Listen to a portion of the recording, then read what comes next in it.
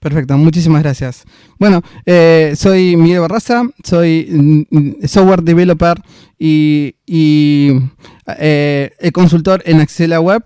Actualmente estoy trabajando dentro de Mercado Libre y hoy vamos a hablar sobre desarrollo web. Voy a activar la presentación. Un segundito, así que me está pidiendo los permisos de compartir. Bien, ahí ya tendría que verse si alguien me lo verifica. Y aquí arrancamos con la presentación de desarrollo web accesible. Vamos a empezar hablando sobre las etiquetas semánticas. Muchos de nosotros aprendemos sobre el HTML, que es una etiqueta de párrafo, que es una etiqueta de link con la etiqueta A, las tablas, imágenes y demás. Pero a veces se nos complica un poco entender cuáles son las etiquetas semánticas y cuáles son su uso. Entonces, muchas veces antes por diseño empezamos a hacer cosas como esa la que vemos en pantalla, donde ponemos un div, donde decimos esta va a ser la sección. Y después, por cada div separamos secciones, ponemos diseño y esas cosas, y esto no termina siendo semántico, no termina dando la información que tenemos que brindar con nuestra página web. Entonces, una de las etiquetas semánticas es el article, que nos permite definir una sección independiente. ¿Cuál es el texto que queremos definir? Entonces, estas etiquetas suelen contener el contenido, por ejemplo, un post de un blog, un post de un foro, una noticia, etc. Después, si queremos definir un conjunto de artículos o una sección de nuestra web, por ejemplo, si tenemos una web sobre cocina y queremos definir que todos estos artículos o todos estos posts hablan sobre, por ejemplo, comida vegetariana, comida vegana, etc., ponemos secciones y para ello usamos la etiqueta section. Entonces, esta etiqueta representa una sección independiente de nuestra web. Cada una de estas secciones, lo mismo que un artículo, suele tener un título que lo representa. Siempre recordemos que un título del H1 al H6 no es solamente poner un título más grande o más pequeño. Estos títulos son para definir la estructura también de nuestra web. Un título H1 es el título principal de nuestra web y tiene que haber uno solo. Cuando hablamos de web, hablamos de solamente una sección de nuestra web. Por ejemplo, si entramos en nuestrodominio.com/receta de cocinas. Entramos en esa sección de la web y en esa sección tiene que haber un solo H1 que representa al título principal de esa web. Y de ahí, según el nivel de títulos que vamos teniendo, como si fuera un libro, que vamos teniendo títulos, subtítulos, bueno, cada uno de los títulos que vamos teniendo en nuestra web son H2 y de ahí en adelante. Si queremos definir un menú para navegar en nuestro sitio, utilizamos la etiqueta nav. Este nav define una sección que contiene enlace de navegación. Puede ser enlace principal de nuestro sitio o, por ejemplo, podemos poner varios nav que son, por ejemplo, un nav de esa sección. También tenemos los headers, que son para definir la información cabecera de la página. Por ejemplo, si está como elemento principal, como primer elemento del body, del cuerpo de la página. Quien se suele colocar, por ejemplo, el logo, el título, el menú de enlaces, todo eso en el header. Pero también lo podemos definir como una cabecera del artículo, de la sección. Podemos redefinir varias cabeceras para nuestro sitio, pero solamente una principal. Como tenemos la cabecera, también tenemos el pie de página, que lo definimos con el footer. En este se suele definir el copyright, los elementos legales. Y también, como el header, también podemos decir, bueno, de este artículo va a tener un header y también va a tener un footer. Entonces, una cosa es definirlo para la página en general, para el documento que lo definimos dentro del body, el header o el footer, o si lo queremos definir para una sección o un artículo. Entonces, si ya definimos semánticamente nuestra web, ya muchísimos software pueden acceder a nuestro contenido. Y cuando hablamos de software, no solamente los humanos están recorriendo nuestra web. También hay software lector de pantalla que miran nuestro código para definir o interpretar nuestra web. También tenemos otro software como los Spiderbot de los buscadores que buscan en nuestra web información y de esa forma rastrea el contenido de nuestra web. Y hay otro software de asistencia. Entonces, si nosotros definimos la semántica correctamente y la aplicamos a unos parámetros de accesibilidad, eso hace que nuestra web sea accesible. Y cuando definimos que nuestra web es accesible, no definimos que solamente pueden acceder personas con discapacidad, sino que también definimos que pueden acceder el mayor número de personas. Entonces, si somos una empresa, podemos vender al mayor número de clientes. Si somos una aplicación, podemos brindar nuestro servicio al mayor número de usuarios, etc. Entonces, si nosotros definimos semánticamente nuestra web y tenemos todo nuestro contenido definido en HTML, pero todavía un lector de pantalla no está leyendo bien nuestra información, podemos utilizar Web Area. Web Area es para hacer nuestra web más enriquecida. Le ponemos atributos especiales para que los lectores de pantalla o los software que acceden a nuestra web puedan tener más información de qué se trata. Entonces, es un conjunto de atributos HTML que da más información. Por ejemplo, si le ponemos el área disable, con eso le decimos que un botón está deshabilitado.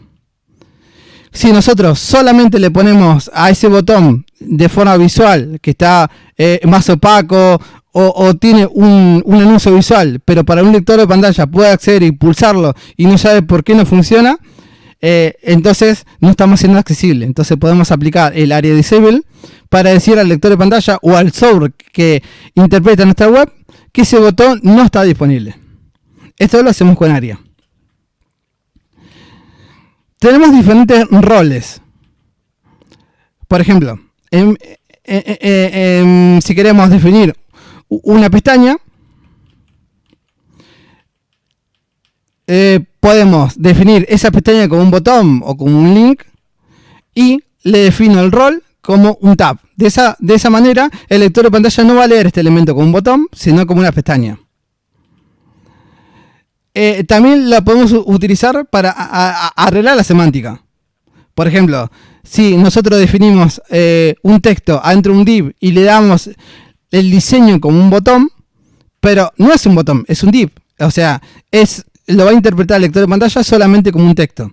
Entonces, poniendo el rol button, de esa forma le decimos al lector de pantalla o a cualquier otro software que este div lo lea como un botón. Entonces, de esa forma arreglamos la semántica. Tenemos diferentes roles. Por ejemplo, podemos definir la estructura del documento. Por ejemplo, si queremos definir un artículo, una barra de herramientas, un toolbar, una lista, una fila, una columna. Entonces, de esa forma también le podemos definir si nuestro diseño es diferente y no podemos usar los elementos nativos de HTML, lo podemos definir con Web Area. Lo podemos definir para definir ciertas secciones. Por ejemplo, si una sección de nuestra web quiere que se interprete como una application, como un formulario, como la página principal del documento, como el main, son diferentes roles de referencia de nuestra web. Entonces, con el área podemos, si nuestro diseño está definido correctamente y no queremos utilizar elementos nativos, Entonces podemos aplicar ARIA para mejorar la accesibilidad de esos elementos. Por ejemplo, en pantalla podemos ver el código de una casilla checkbox personalizada. Si lo vemos en pantalla, es un elemento li de una lista. Pero si le ponemos la clase checkbox, visualmente se va a poder ver como una casilla de verificación, pero el lector de pantalla no interpreta esa información ni el software de asistencia. En cambio, en el segundo ejemplo, le estoy aplicando el rol de checkbox para que lo lea como un checkbox, y además estoy aplicando el área checked en true para que se lea como casilla de verificación verificada. Entonces, de esa forma arreglé la semántica de este elemento por más que esté en una lista. Esto puede ser una lista, puede ser un div, puede ser cualquier otro elemento. Con el área lo mejoramos. En muchos elementos button o en link solemos poner imágenes para ayudar visualmente. Pero un lector de pantalla no lo va a leer esa imagen. O va a leer 24.524, que es el nombre de nuestra imagen. Entonces, una forma de arreglar es aplicando el área label. De esa forma, el texto no se ve en pantalla, pero un lector de pantalla o un software de asistencia sí lo va a leer. En el caso de aplicar un área viva, por ejemplo, un chat, le podemos definir que con área live, esto es un área viva. Entonces, de esa forma, si estamos haciendo un chat o una aplicación web que se actualice dinámicamente, el software de asistencia lo va a leer. Entonces, además de tener la información del área, también vamos a tener información del estado de área. Esta información del estado se combina con los roles para generar mayor interacción con las tecnologías de asistencia. Por ejemplo, en el caso que dijimos recién de las áreas live, le podemos decir de qué forma lo va a leer. Por ejemplo, si queremos que lo lea toda la información, por ejemplo, si tenemos un log y vamos agregando información nueva y queremos que lea completamente del primer mensaje al último, le podemos decir que lea todo, que lea solamente el último mensaje o que no lo lea. Con los atributos del estado lo podemos definir de qué forma lo va a leer. Entonces, sabiendo que hay estados y que hay roles, ahora podemos hablar un poco de cuáles son las reglas de área. Porque si podemos utilizar HTML semántico o podemos arreglar la semántica con área, podemos definir todo con área. Sí, pero tenemos ciertas reglas. Siempre hay que utilizar un elemento semántico o un elemento nativo de HTML en vez de construir uno nuevo con área. Solamente vamos a aplicar un nuevo en ciertos casos especiales. Por ejemplo, si la función no está disponible en la última versión de HTML. O, por ejemplo, si nuestro diseño no se adapta a los elementos nativos de HTML. Entonces, en esos casos son los únicos casos que nosotros vamos a mejorar nuestra web con área para que sea más accesible en nuestras aplicaciones. Tenemos que utilizar siempre la semántica HTML. Ya lo vimos al principio, los nav, los header, los footer, etc. No tenemos que... bueno, ya tenemos el div, le aplicamos un header, ya tenemos el header, sí. Lo podemos hacer, pero siempre es mejor utilizar semántica HTML porque es el que da el mayor soporte. Por ejemplo, acá en pantalla tengo un ejemplo donde apliqué un rol de header para decir que eso es un header.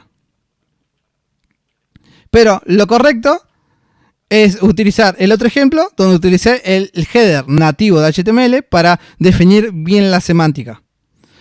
Porque no todos los software puede estar utilizando bien el área. No todos los software pueden estar actualizados. Entonces, al aplicar HTML nativo, damos mayor soporte. La regla número 3 es que todos los controles área o todos los elementos de nuestra página tienen que ser utilizables por teclado. Es muy importante, pero muy importante, hacer un testing de nuestra web no utilizando mouse. Probar todas las funcionalidades con el teclado.